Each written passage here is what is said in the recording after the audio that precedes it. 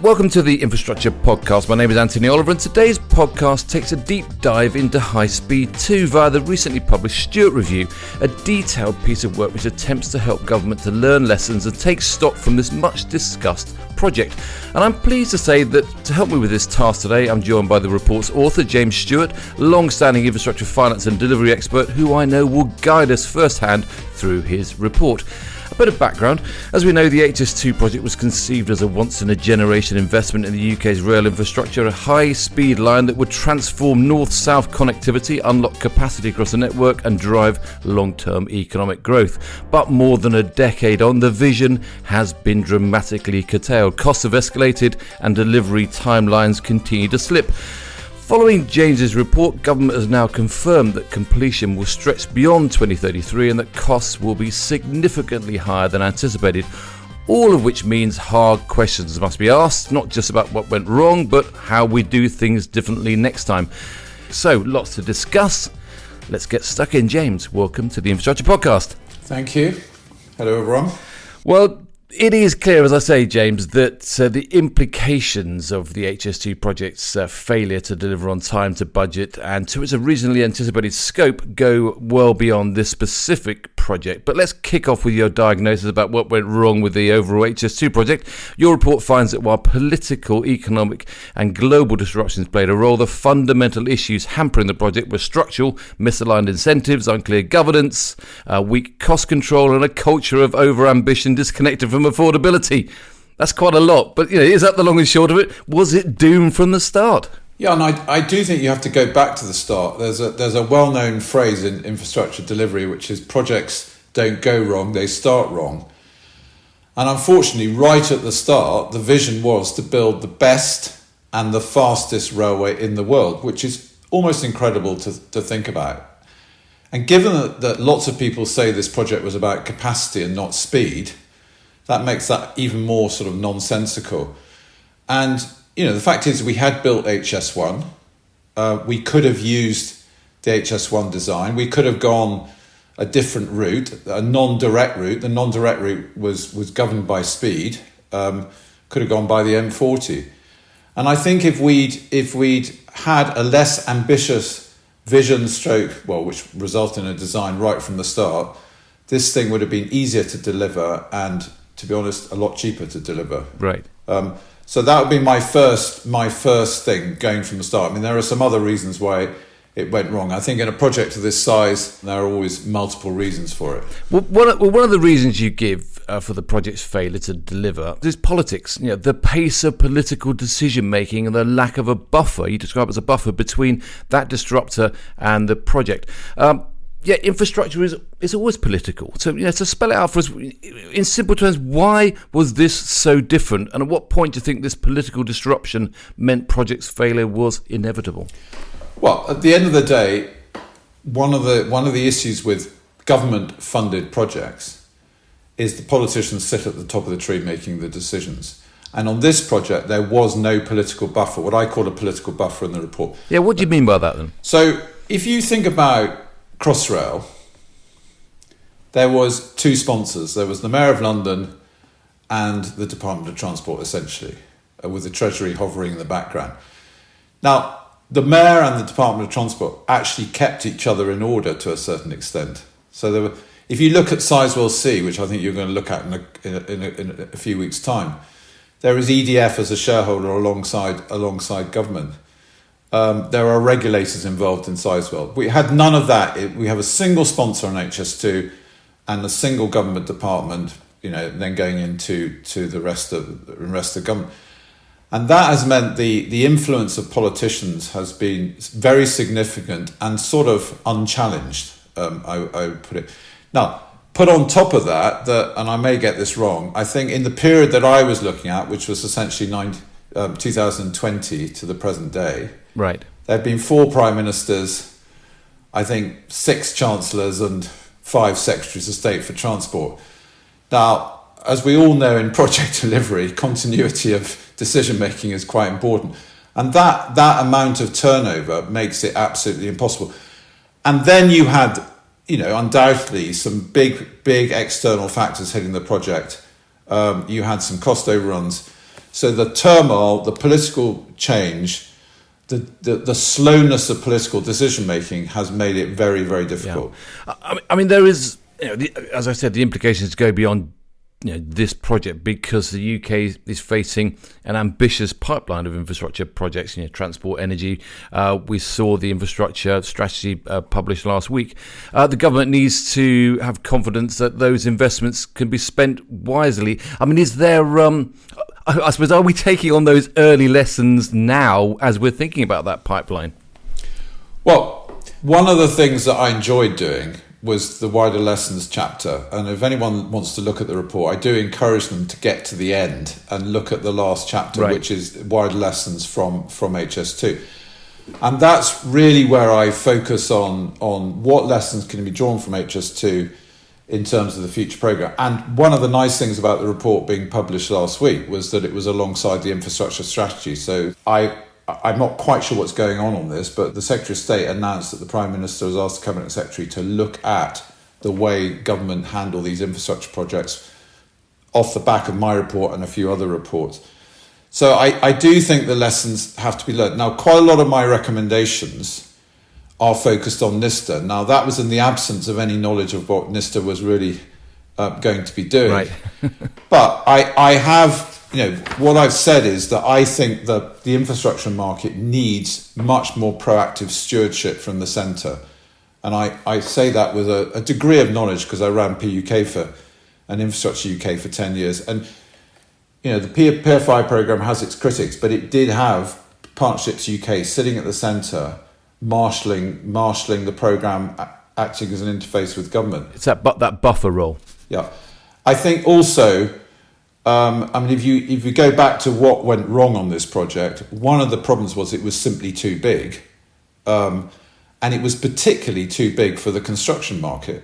And the fact is that 4 civil works contracts were let, the smallest of which was bigger than Thames Tideway, just to put it in context, the smallest of which. And in my view, the construction market simply did not have the capacity to cope with those 4 contracts. And if I look at the situation today, and I've said this in the report, I don't think the UK construction market is fit for purpose for the programme that government wants to do. So again, I think that's something government have to take responsibility for trying to build, and I think it's another role for NISTA. And then the third big thing for NISTA is that we might come on to capability.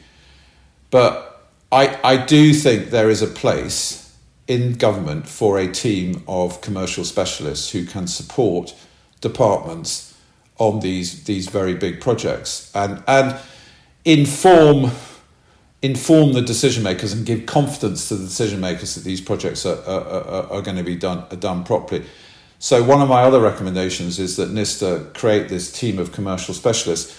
Now, my view is that the pendulum towards assurance has swung too far. I think don't get me wrong, I think there's a place for assurance. But it's very difficult to be an assurance body and the body that supports delivery. Right. Because ultimately assurance, there is a certain amount of policeman role to that. And if you try and combine the two, I get surprised. So as I say, one of my recommendations for NISTA is that, I think it should sit in NISTA, that they have this team of commercial specialists, which would be a mixture of public and private, and they would support the delivery as absolute experts. Because one of the things you say in the report, there was a breakdown of trust between HS2 and the DFT. I mean, is it that conflict between the support and the assurance which caused that? I mean, I'm thinking, why does that matter? I suppose it matters because there's still about another 8 years of work to carry on. Getting that relationship right, I imagine, is quite important. I spent a lot of time on this because when I first got involved, I was told that one of the fundamental issues was this breakdown in trust between the two parties. And, a good relationship between the sponsor and the delivery company is absolutely vital. I mean, everyone can speculate on the reasons for that breakdown in trust. I think fundamentally it was all around the cost overruns. I mean, that was probably the main reasons. And, when I arrived on the scene, there was a disagreement on the cost estimate.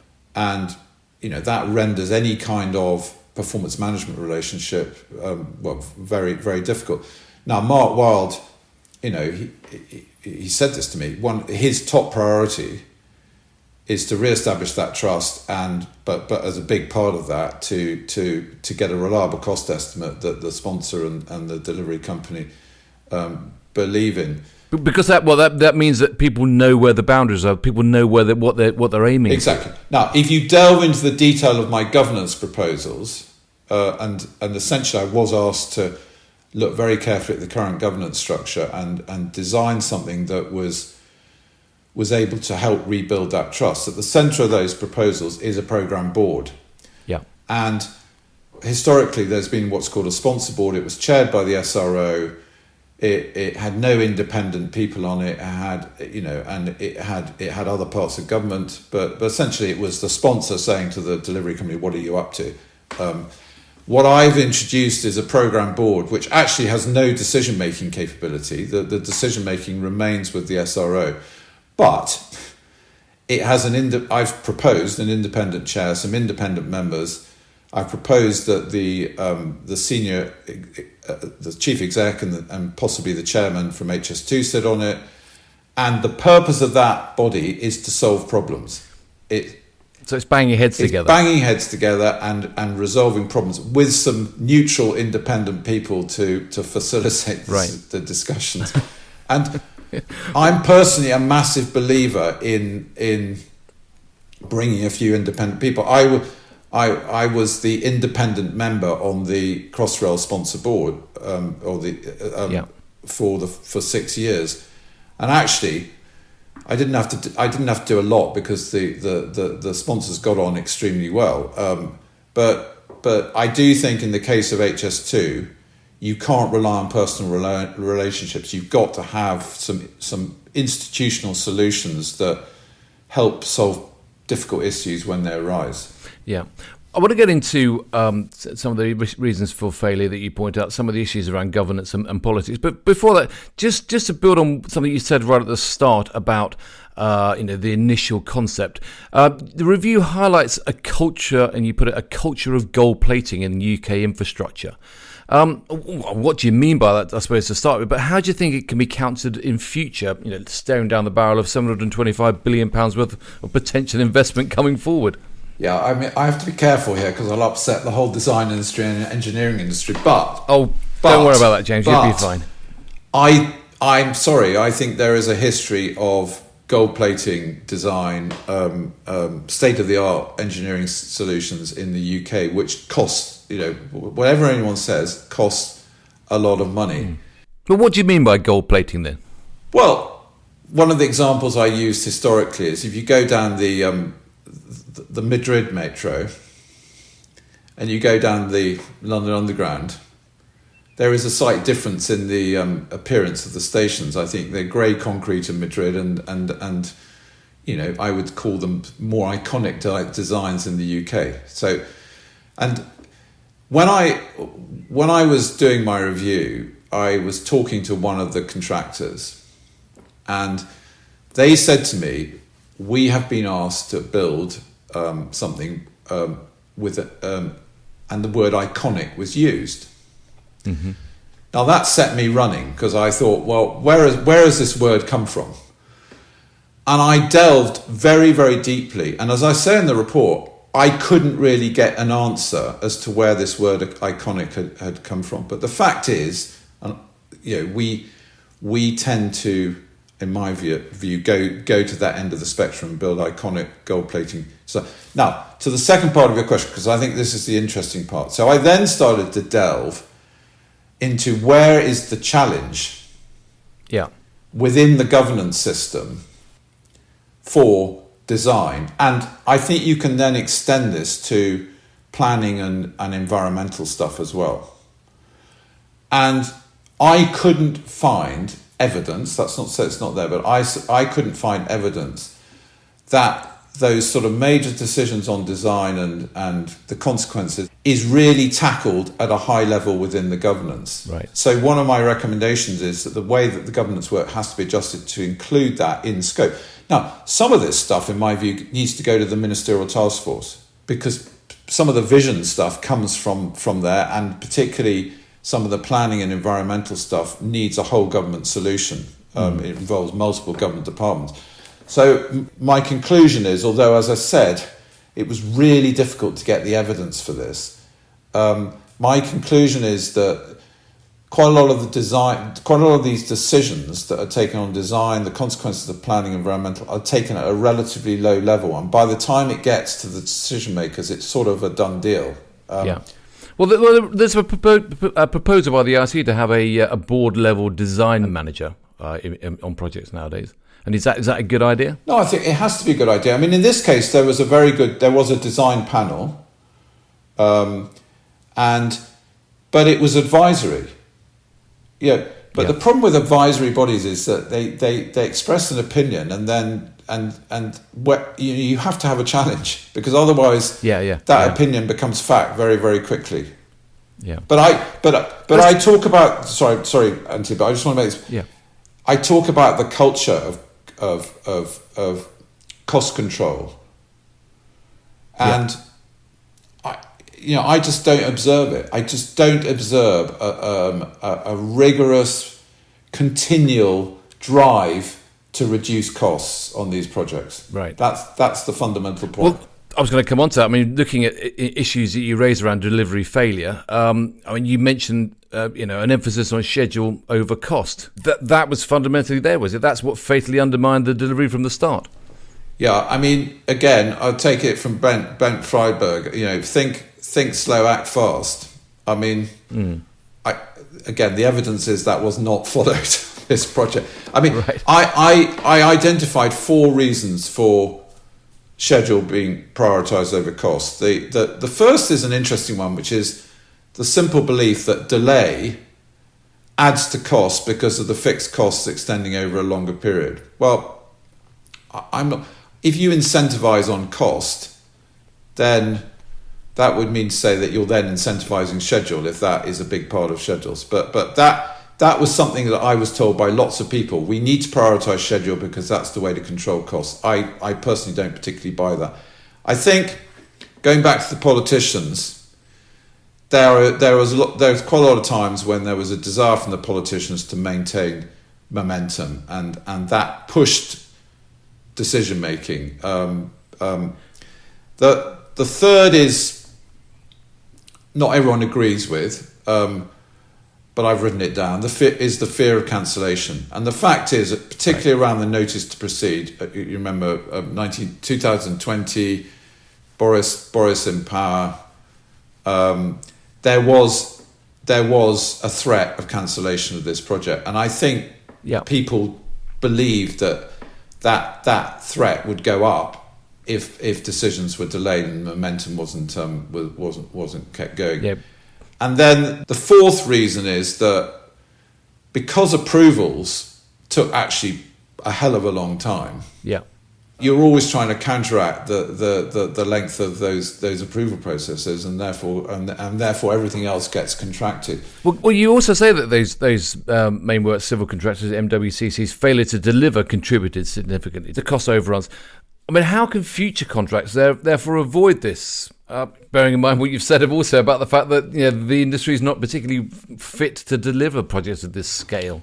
Yeah, right. So I have to be careful here because the section on NWCCs is redacted in the report. But I would encourage people to read the wider lessons, because there are still some wider lessons specific to the MWCCs. We'll just talk about what's been redacted. That's fine. No, I'm happy to talk about it, but I've just got to be a little bit careful because I know what you're like. But I think if you look at those contracts. The stage 1 contracts were let in 2017, and they were started much earlier. And when they were first let, a procurement approach was thought about, and they were a lot smaller. So when people were saying, "Does this procurement approach work?"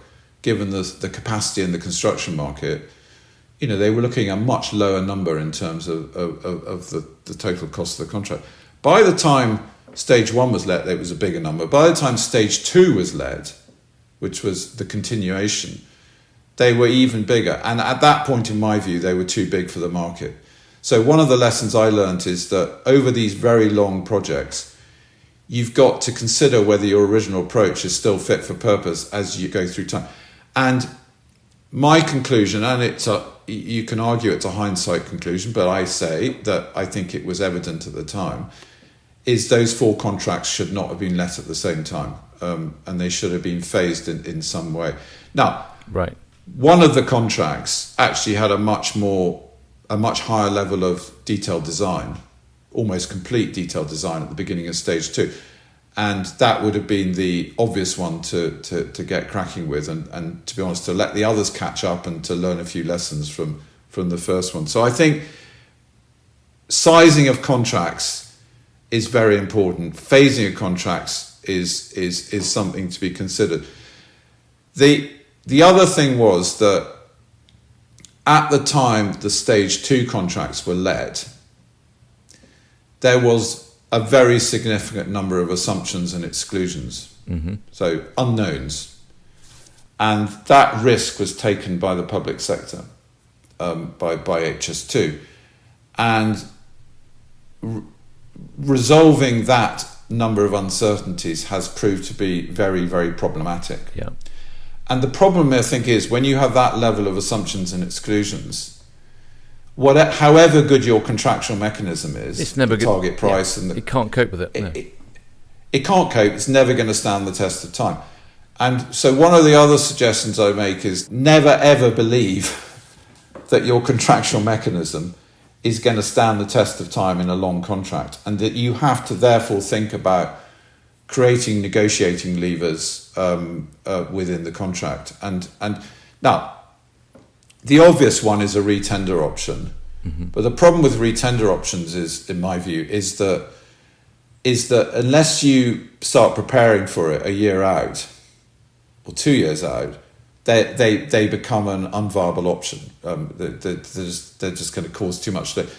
So the alternative might be to say, actually, we're going to run these contracts on the assumption that we will retender, unless the contractor can prove that what they're doing is good value for money and all the rest of it, which is another way of looking at it.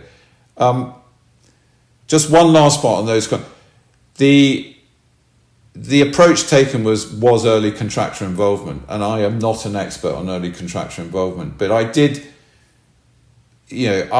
come up with a list, which is in the wider lessons, of features that I think need to be there for a successful early contractor involvement contract. So things like a scope of works with established design precedents, a design of sufficient maturity, a design period of manageable length, strong and capable client, experience within the supply, etc., etc. So I've come up with a list, and I think if you go down that list and test it within HS2, you had too many crosses, quite honestly.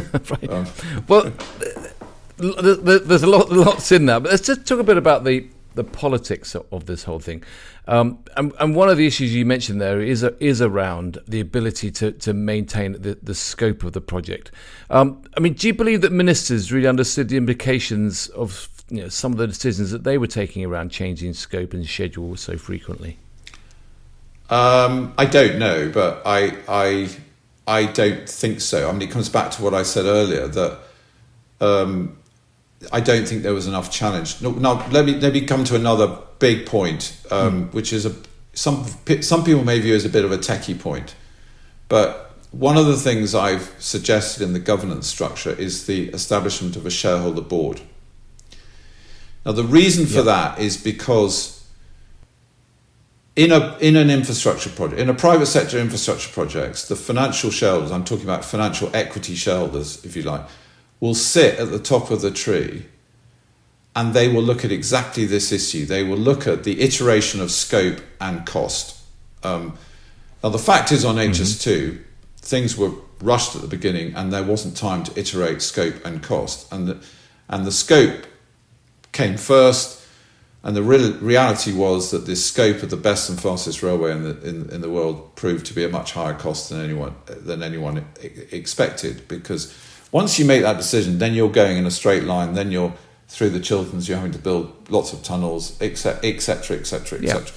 So I have suggested that they set up the shareholder board, and I understand it's been set up. It's had its first meeting, and I have also suggested that some independent people sit on this shareholder board who are looking at it through a financial lens and are saying so when ministers say, I want to do this, someone is sitting in the room saying, well, Minister, that's all very well, but do you realise the consequence of that decision? Or in another way, you've got to make this decision quickly. If you delay this decision by 9 months, it's going to cost the programme an absolute fortune. Yeah, again, that's the buffer you're talking about. It's providing that buffer. That is the buffer. But the thing is, if you look at Sizewell, this government financial shareholding role is obvious because government are a co-shareholder with EDF. And they're about to introduce some other shareholders. So government has to think about this financial shareholder role on Sizewell in a way that it never had to really on HS2. And then you put on top of that DFT is the sponsor, but this project is of such a size and such a magnitude that the sums of money mean that they can never be accommodated within the DFT budget. So I have said, not particularly popular in the Treasury, that the Treasury should be the co-financial shareholder, because if you take inflation risk in the last 4 years, there's no way that the DFT could have accommodated that delta within their budget. It's a government-wide problem which the Treasury have to manage. Yeah. I mean, it is an interesting, given that HS2 has had such cross-party support, there's also been a huge amount of adversarial political debate associated with the project. I mean, that presumably has made it more difficult overall to deliver. Well, I think so. I mean, it comes back to that fear of cancellation. I mean, that's the culmination of it. But the fundamental problem with HS2 is the costs have kept going up. Yeah. If you look at the spending review and the extra money that's been allocated to HS2, albeit just for phase one, I mean, it's a very large number. If you say you're going to do HS2, your discretionary spend elsewhere goes down dramatically. So it's not surprising it's been the subject of much debate. But, it is very disappointing that this railway is only going to Birmingham. Well, it's disappointing, yes. But do you think that decision to cancel the second phases, given what you've said in your report, was it the right decision? I don't. It's not my. It's simply not my decision. I think because that decision's made on the basis, going back to what we said earlier, of money and scope. So someone's looking at, if we cancel it, we can spend the money elsewhere and do other things, and that's the important thing. So you're not just looking at HS2 in isolation. And I think I haven't looked at it closely, but I think if you look in the infrastructure strategy, there's some interesting stuff on the Green Book and the base and how you do a business case, which means there's much more onus on looking at these projects in the totality of what they're trying to achieve and comparing them to other. But the simple fact is that the original vision was to build more capacity, and I'm using that word capacity rather than speed, to connect London, essentially, the southeast, with the north, and that isn't happening. And so I hope that in time, I mean, we're now going to Euston, which is great, because I think stopping at Old Oak Common would have been another disappointing feature of the project. But I hope that some solution is found in time to take HS2 beyond the West Midlands into the north. Well, your review calls for a fundamental reset. You've talked about how some of that is going to be rolled out in terms of the shareholder board and a restructured program board. But what changes do you think are needed to build a different culture across the industry, one of cost control and discipline? Well, we haven't talked about capability. And I was reading the infrastructure strategy over the weekend. And in that document, it says that the government will allow people like HS2 to pay what they need to pay to get the right expertise. Now that is a big statement, right, and something I've been pushing for in my review. Now let's see whether the reality is it happens. But that is what the infrastructure strategy says, and I think that building the capability and getting good people is absolutely essential. I mean, so I'm going to go a bit off piste, Anthony, but one of the things about HS2 is it was, in my view, simply too big. It was too big for one CEO. Right. It was too big for one board, one sponsor. One person at the sponsor to put their arms around. With everything: construction, planning, development, signalling, trains, Euston. I think it was too big, and I think it should have been. I think it could have been broken up. I think Euston could have been separated, to be quite honest. So I think it was just simply too big to cope with. Now, going back to the reset, I think Mark Wilde's a great appointment. I think Mike Brown has now come in as chair, who obviously Mark knows. He's well known about government, and I think that's a good combination. And they've now got to get some honesty into the project. Well, I'm quite interested, because you've got this new governance structure, the shareholder board, the restructured program board, and the project's got to get its new program baseline agreed quickly. I mean, do you think that the UK public sector currently has the skills and experience to properly sponsor these kind of projects? No. How do you get those? Because we hear that the IPA was trying to train up its civil servants, trying to train up its major project specialists, and I presume that work will be NIST's responsibility now. Is it possible to train and retain those high caliber talented people in the public sector? So when I say no, let's me be careful. There are some bloody good people in the public sector. Yeah, and there are places of real excellence. But I think, is there enough talent available within the public sector? No. Now, in the PPP program, one of the ways that was solved was people brought in from the private sector. That has become much less common, much less common now. I think it would be helped by having a central commercial centre, which I was talking about earlier. But they've just launched the infrastructure strategy. Off the back of that, you should be able to sell the proposition. But what you cannot do is pay subsidised rates, or low pay, because people will come and do it for a year or 2 years because it's interesting. But at the end of the day, everyone has to pay their bills, and if there's alternative work in the private sector going, of which there is a lot, water companies, etc., then they will move. So what you tend to get with lower pay is very short tenures, and that's sort of what you've seen a bit of in HS2, in my view. So you've got to pay sustainable rates. Mm-hmm. So just to close this out, James, if you were advising the next major national infrastructure project, what are the top 3 governance or delivery changes that you'd insist on from day one then?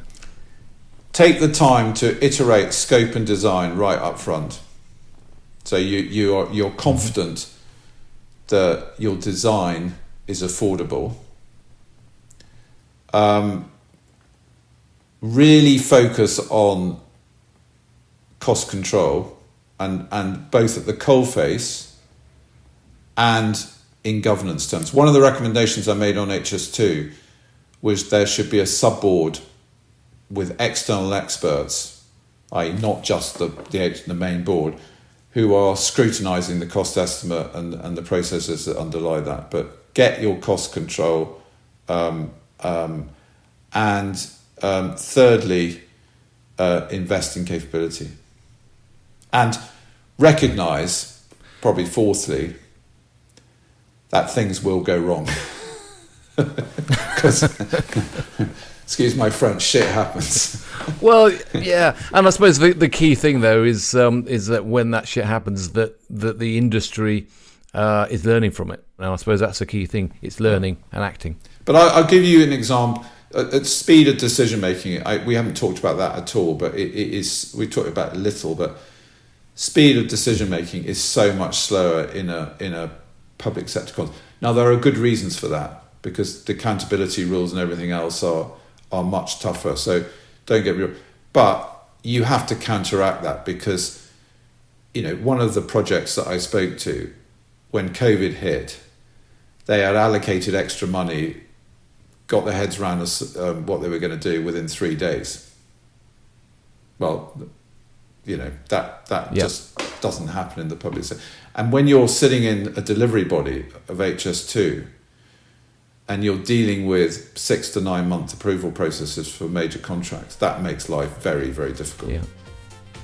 James, we could talk about this for a long, long while. It's a huge, huge project. It's a huge and really, really insightful report. So, look, thanks so much today for joining me on the Infrastructure Podcast to discuss it. I'm sure that many people will really spend some time delving into it and will learn a lot from it. So, look, James, thanks very much. Good to see you again. And thanks very much for sharing your thoughts today. Thank you. Well, James, sadly, that's all we've got time for today, but we have more from the Infrastructure Podcast in the pipeline and more guests to talk to as we continue to probe the big issues faced across the sector. If you haven't done so already, do check out the Infrastructure Podcast website, www.infrastructure-podcast.com, where you find background information and all the latest podcasts to listen to and to share. So thanks for joining us. Thanks again to James, and I look forward to seeing you again very soon.